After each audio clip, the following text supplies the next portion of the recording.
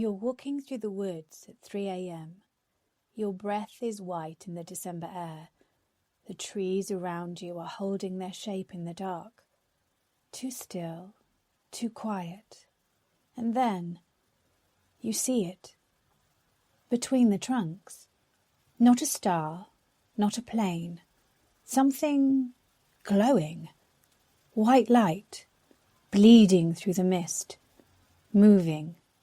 Deliberate. You've been told you're safe. You've been told nothing is out here. You've been told the world is simple, ordinary, explainable.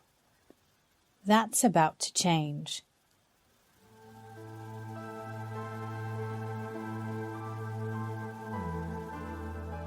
Welcome to the Eclectic. I'm your host, Hope, and this is where the odd, the uncanny, the unexplained and the deeply unsettling come together. Tonight, we step into the dark, into a place where the trees stand witness, where the air is colder than it should be, and where the official story doesn't quite match the facts. This is Rendlesham Forest. This is Britain's most famous UFO case, or its most convincing hoax, or something far stranger than either. Let's start with something simple. Rendlesham Forest shouldn't be scary. It's a peaceful stretch of pine and birch on the Suffolk coast, bordered by farmland, cut with walking tracks, and on the surface, ordinary. But the thing about ordinary places is that they remember what happens inside them. They hold the echoes. And on the night of December the 26th, 1980, Rendlesham Forest earned a reputation that has lasted for over 40 years. At that time, tucked inside the forest was RAF Woodbridge, a World War II airfield used by the United States Air Force. And in the early hours of that December morning, a routine security patrol at the East Gate saw something they could not explain.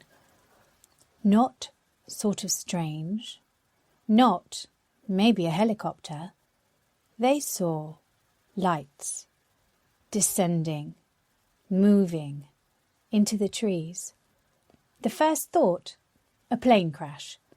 Something downed in the forest. Sensible, logical, human. But the truth, or whatever version of truth was waiting out there, was about to unfold into something far more complicated. It's about 3 a.m. Security personnel begin to head into the woods. Among them, Airman First Class John Burroughs, Airman Edward Cabansag, Staff Sergeant Jim Penniston. 3 men, 3 torches, 3 completely different descriptions of what they encountered next. According to the official Halt memo, written days later by Lieutenant Colonel Charles Halt, they saw a glowing object, metallic in appearance, with coloured lights. Imagine this. You're walking between tall, narrow trees. The ground is soft with winter pine needles, and ahead, in a clearing, there is an object. Glowing, pulsing, white light bleeding outward, colouring the tree trunks. Penniston later claimed, much later, that he saw a craft of unknown origin, triangular, 2 or 3 metres across, 2 metres high, a red light at the top, blue lights underneath. But at the time, there was no official record of this, no corroboration from the other witnesses, no mention of touching a craft, no mention of symbols, no mention of binary code, just fear and confusion, and the animals on a nearby farm going absolutely wild. Whatever was out there was moving, and every time they tried to approach it, it backed away through the trees. Was it floating? Was it on legs? Was it even there in the way we think of there? Burroughs and Cabansag described it differently. Their accounts leaned towards something bright, distant, shifting between trees, something not terrestrial, but not solid either. By 4 a.m, the local police arrived. They saw nothing unusual, except for the distant, predictable flash of the Orford Ness lighthouse, miles away on the coast. The police left, the Americans returned to base, and the forest went dark again. But the story was just beginning. As daylight crawled across Rendlesham, servicemen returned to the clearing, this time without the adrenaline, without the fear. They walked the site slowly, and they found something. 3 small impressions in the ground, shallow, about 1.5 inches deep, round, about 7 inches across, laid out in a triangle. Were they landing marks? Or just rabbit diggings, as the police later claimed? They also found snap marks on branches, burn marks on bark. Something had disturbed that clearing, whether craft or creature or men. At 10:30 a.m, the police returned again. They weren't impressed. "We think it's animals," they said. And by the technical standards of local policing, that was that. But 2 days later, the whole thing escalated.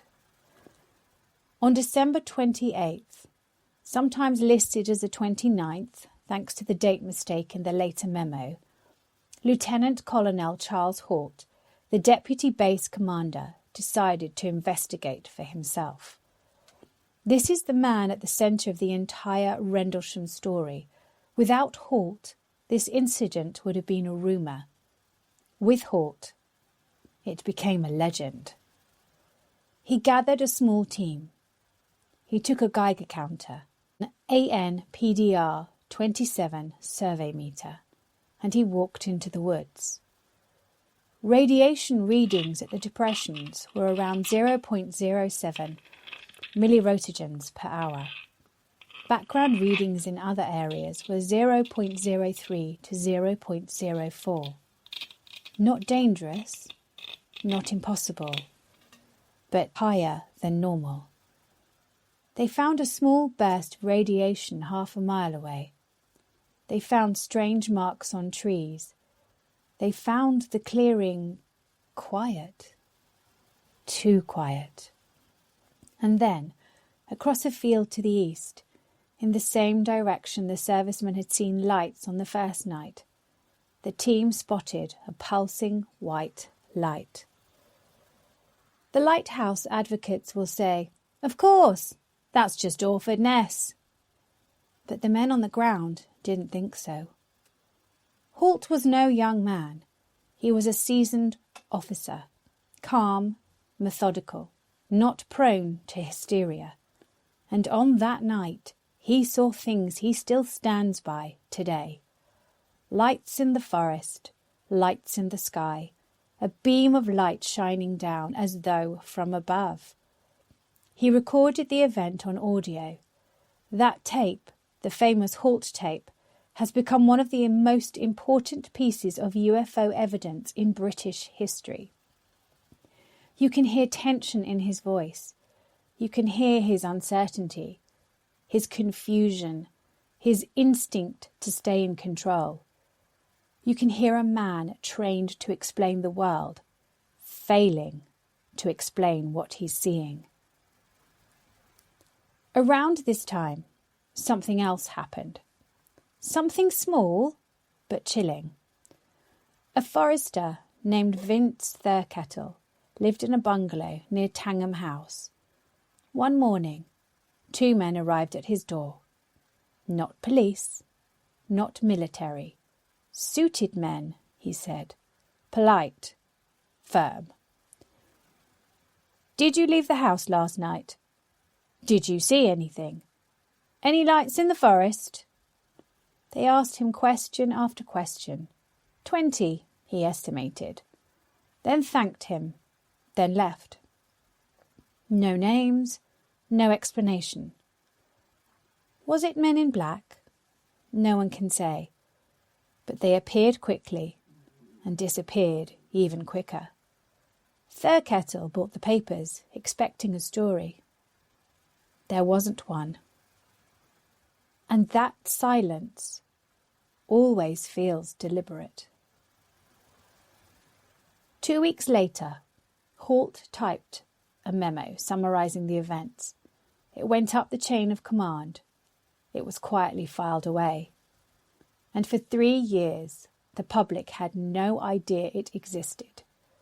When it finally, thanks to a US Freedom of Information request, it blew the Rendlesham story wide open.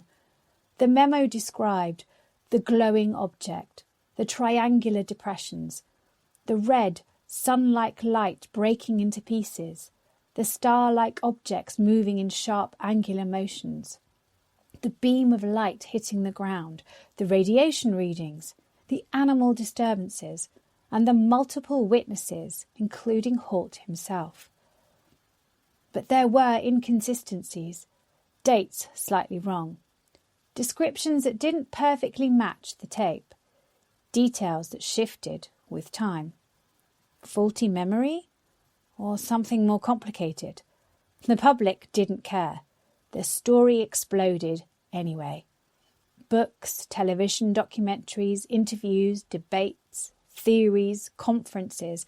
Rendlesham Forest became the UK's Roswell, a place where believers, skeptics, historians, conspiracy theorists, and military veterans all gathered around one single question. What really happened in the forest in December 1980?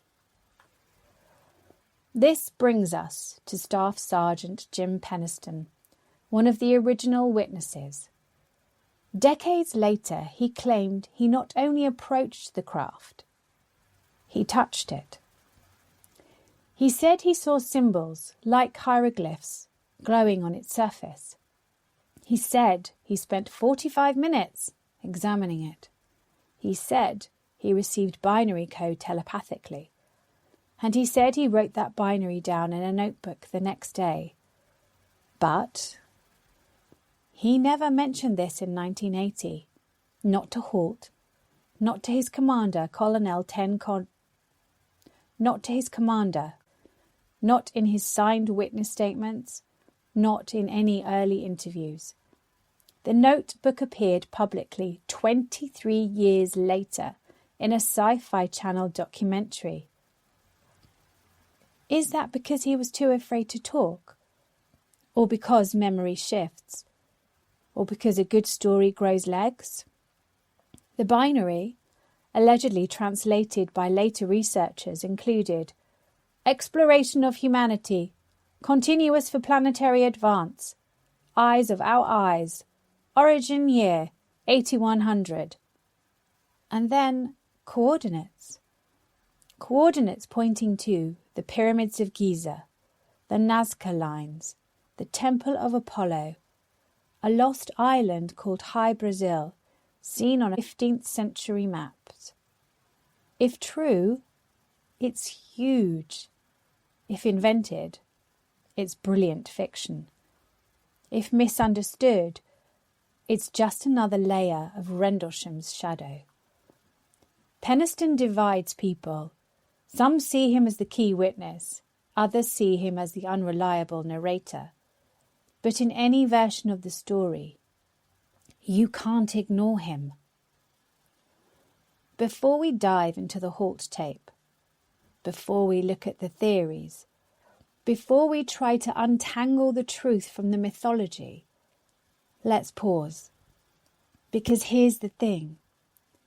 Even if you strip away the binary, the craft descriptions, the hoax theories, the folklore, the lighthouse debate, what remains is still extraordinary. Multiple trained military personnel saw lights in a secure forest. Multiple witnesses saw something they could not identify. Something moved. Something left marks. Something set animals into a frenzy. Something triggered radiation spikes. Something was strange enough for a senior officer to document it, record it, and risk ridicule. Something happened, and the forest, it hasn't forgotten. In the next part, we go deeper into the tape, into the sightings, into the hoaxes, into the science, and into the darkness around what might or might not have landed in Rendlesham. The Halt tape is one of the strangest audio documents ever captured by military personnel in Britain. It runs for 18 minutes. It's raw, it's confused, it's calm, but cracking at the edges. You hear boots moving, voices murmuring, radio chatter, cold air tension, and then you hear Halt himself. There's something moving. I see it again. It's coming this way. He describes lights in the trees. Red, blinking. White, pulsing. You hear men trying to get bearings in the dark. You hear their breath pick up as the light shifts. You hear the Geiger counter rising as they approach tree trunks with burn marks. At one point, Halt says, "It looks like an eye, winking at you." Not exactly military language. And then there's the moment that defines the tape, when something above them emits a beam of light straight down onto the ground. Halt says, "It's beaming down a light. It's right ahead of us." Whatever they are seeing, the reaction is real. Fear, yes, but also bewilderment. A man trying to keep control of a situation he doesn't understand. Even skeptics concede. Halt believed something strange was happening that night. Later in his memo, Halt describes 3 star-like objects, 2 to the north, 1 to the south. They hovered. They moved with sharp, angular turns. They shifted from elliptical to circular shapes. They displayed red, green, and blue lights. And the brightest, the one to the south, beamed a stream of light down to the ground. Astronomers argue these were stars. Capella in the north, Sirius in the south, distorted by atmospheric conditions. And it's plausible.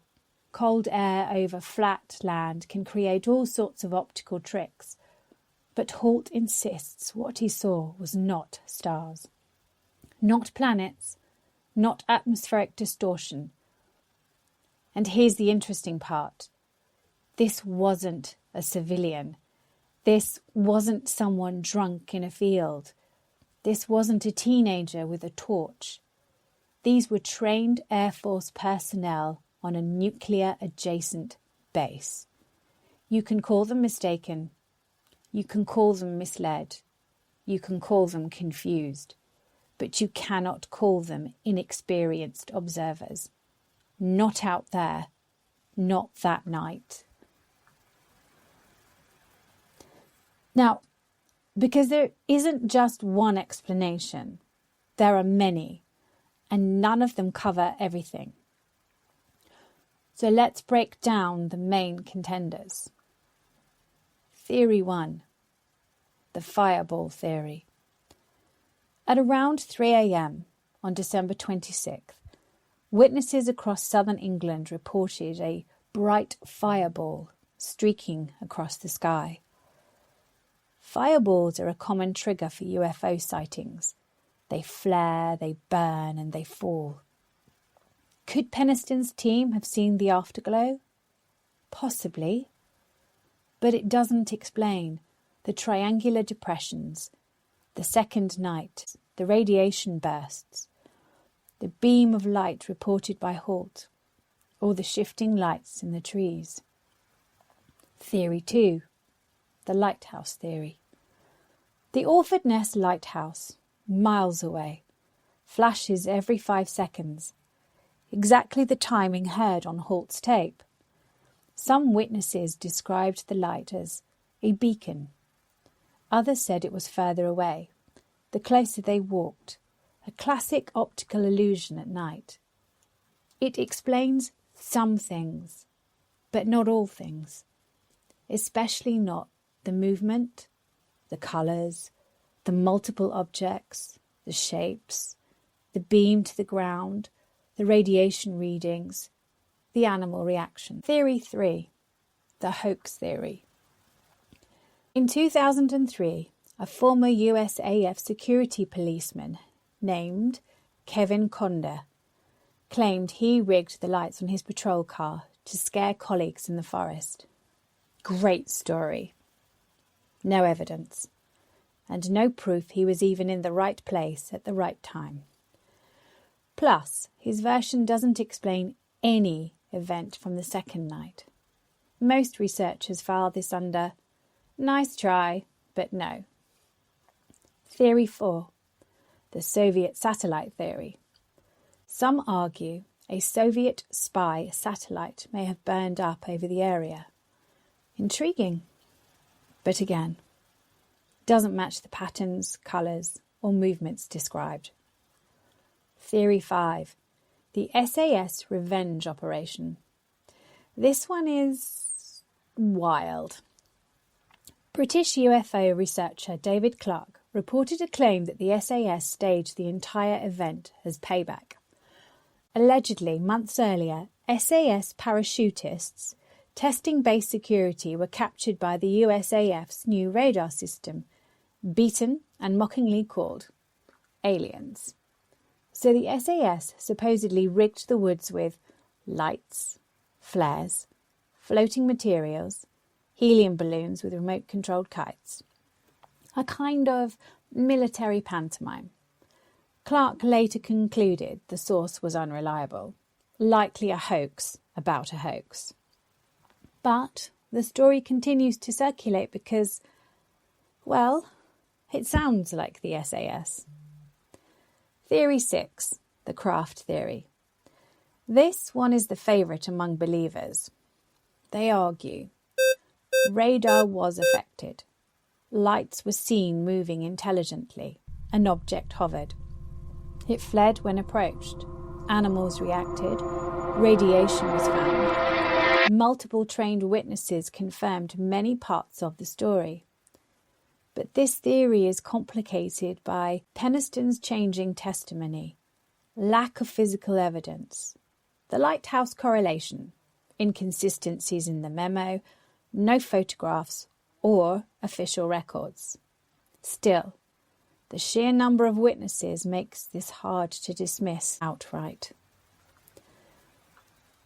Once Halt's memo went public in 1983, the Rendlesham story exploded. Books, TV specials, magazine features, documentaries, radio segments, UFO conferences, and eventually a feature film. Rendlesham Forest became the UK's UFO capital, drawing investigators from around the world. Some came hunting for truth. Others came hunting for confirmation. Some came because they wanted to believe. Others came because they didn't. That's the power of Rendlesham. It sits in the sweet spot between mystery and evidence, between the plausible and the impossible, between the mundane and the magical. And it has just enough truth to be credible, and just enough weirdness to be unforgettable. So what really happened? Let's be honest, we will never know with certainty. But here's the closest thing to balance. Something entered the forest. Lights were genuinely seen by multiple trained personnel. Something left impressions. Whether craft or animals, something disturbed that clearing. Something triggered the animals. Livestock do not frenzy without reason. Something emitted light. Halt's tape confirms multiple sightings. Something acted strangely. The movement patterns were not consistent with aircraft or vehicles. Something scared them. You can hear it in their voices. Something is inconsistent. Memory changes, stories shift, documents conflict. The truth sits somewhere in the middle. A genuine unknown, a misunderstood natural phenomenon, a mixture of the lighthouse, a fireball, and heightened nerves, or something else. Rendlesham doesn't give answers. It only gives questions. And maybe that's why it endures. If you visit Rendlesham today, you can walk the UFO trail. There are markers, a sculpture, a map. Families walk it in daylight with sandwiches and dogs. But at night, it's different. The trees feel closer. The silence is heavier. And if you stand still long enough, you start to understand why those airmen hesitated before stepping forward. Because there is something about that forest, something hard to define, that makes the imagination flicker. It might be the cold, it might be the darkness, it might be the knowledge of what happened there, or it might be something else entirely.